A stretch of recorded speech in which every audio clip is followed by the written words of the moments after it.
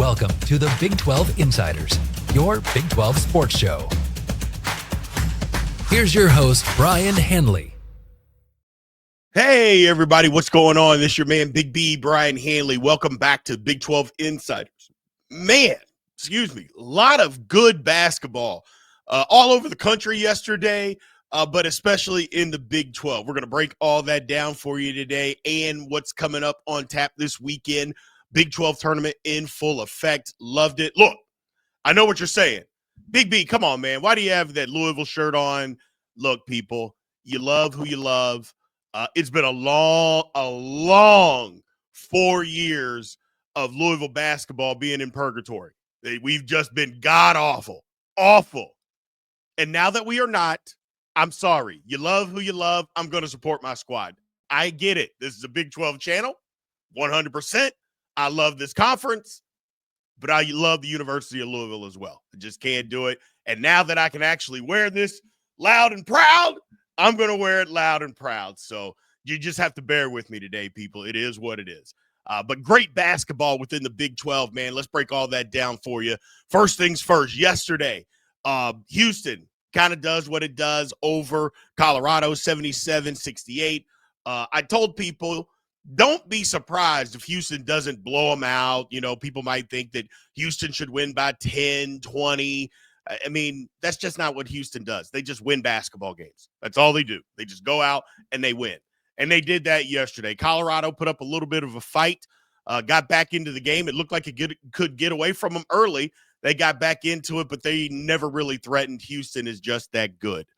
Texas Tech and Baylor. I mean, Tech was shooting the lights out, literally shooting Baylor out of the gym. And all of a sudden, Scott Drew makes a move, goes to a zone because he's like, we can't guard these guys, goes to a zone. Tech, it looked like Tech had never seen a zone defense before in their life. They couldn't score. They went almost the last 8 minutes without a field goal, which was crazy to me, especially the way they were playing offense up until that point. Baylor gets back into the game, makes a game of it, misses a three at the end. But look, here's what I will say. If we can get this kind of – I know Baylor lost, but if they can get that kind of effort and that kind of consistency, I mentioned it before, that's the Baylor team that we think could end up in the Elite Eight. That right there. Maybe they let this play on. Okay, we're in the tournament. Let's let it all hang out. And maybe that's the kind of effort we get. As far as Tech, you're moving on. You know, you played a great basketball game for 32 minutes until then, but you did enough to win. That's another thing. You did enough to win. So I don't want to make it sound like Tech, oh, man, they gave it away. Or they won the basketball game, and they did the things necessary other than to make those 2 free throws at the end. But they won the basketball game. They're moving on. Really anxious to see. Again, Tech is my pick to win this thing, so glad they moved on to make me look good. I appreciate that, Tech. BYU, Iowa State, outstanding basketball game. BYU wins 96-92. Look, I don't want Iowa State being without 2 starters to take away from how good of a basketball game this was. Would it have made a difference? Probably.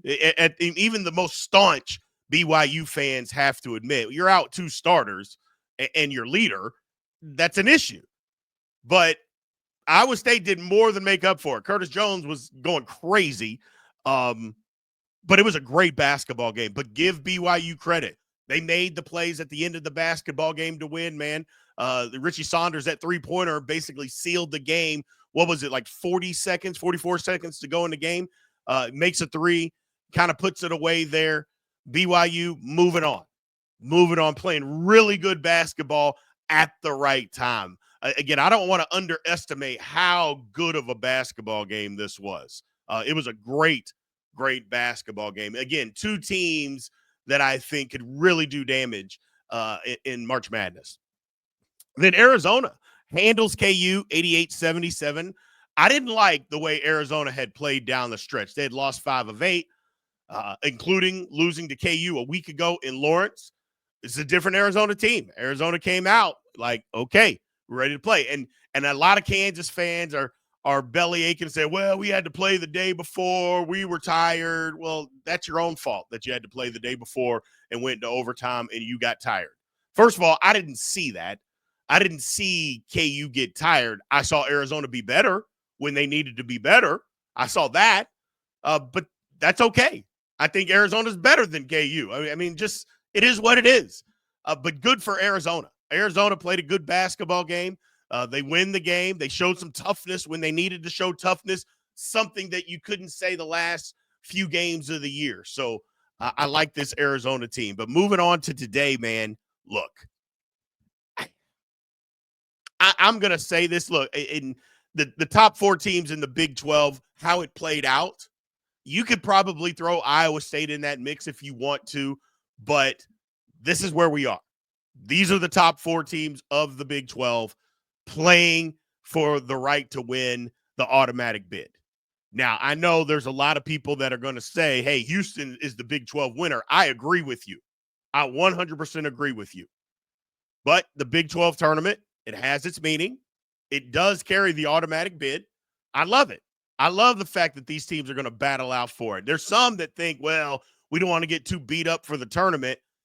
I'm going to guess, I mean, there's plenty of teams that win their conference tournament and go on and win the national championship, people. You've got some time to heal up and rest. I understand it's a grind, though. 3 days and 3 days, this type of competition, it's a grind. I get it. But I don't think that should be a deterrent on you winning the national championship, getting to the Final Four, doing well next weekend. All 4 of these teams are going to be playing next weekend. I am looking forward to it. But more importantly, I'm looking forward to tonight. BYU against Houston. Here you go, BYU. A lot of people have discounted what you have done up to this point because of how you played against Houston the first time. A lot of people say, hey, man, they haven't really played. Well, my thing is, what do you mean they haven't played good competition? They played everybody in the Big 12, and they won a lot of those games. So I don't know where you're going with that. Bottom line is, I'm looking forward to this basketball game. I want to see if BYU can keep this thing rolling. I want to see if they're going to match the toughness of what Houston's going to bring to the table. If they can, and they shoot the ball the same way they have been shooting it, it's going to be BYU will win. I'll say that. But if they get bullied and then they don't shoot it well, even if they, here's the thing, even if they shoot it well, but if they get bullied, like they get out rebounded by like 12 or 15, it's going to be a hard thing for BYU to be able to win this basketball game. They got to match that physicality. I'm looking forward to that basketball game. And then Arizona against Texas Tech. We've seen it this year. Tech won. Arizona won. I'm looking forward to this basketball game. I think Arizona wants to get some get back here. Matter of fact, I'm positive they want to get some get back. They've split the season series. I just think Arizona is like, look, you guys are downplaying us for as how good of a team that we are. I think a lot of people look at Arizona as not being as good as us that cover the Big 12 or watch the Big 12 know that they actually are. Here's your opportunity, Arizona. Big stage. Most of the country will be watching. Here's your opportunity. As far as Tech is concerned, Tech is like, hold on a second. I think we are one of the most underrated teams in the country. Not enough people are talking about how good Texas Tech is. I think that's a legitimate case. Not enough people are talking about it's this conference in general. But I don't think there's enough people that know how good Tech really is. I really don't believe that. Some people think that's okay. Hey, we don't need that. We'll just go out and show you. For me, that's fine. But also, getting recognition is not a bad thing.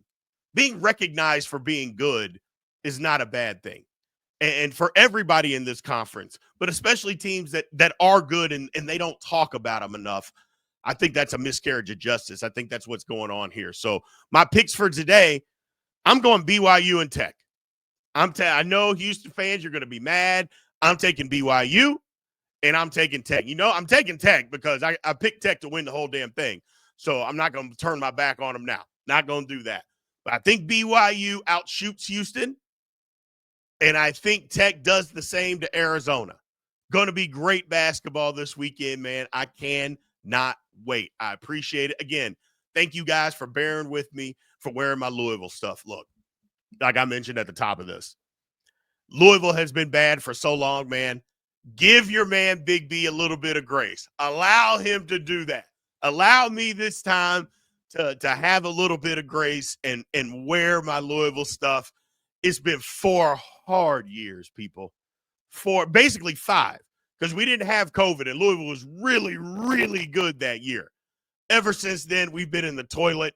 Now we're not, and it seems like we may be back. I love it. I love it. So I appreciate you guys, man. Looking forward to this weekend. You guys have a great one. Thank you for watching the Big 12 Insiders, your Big 12 sports show. This has been a Spirit Street production.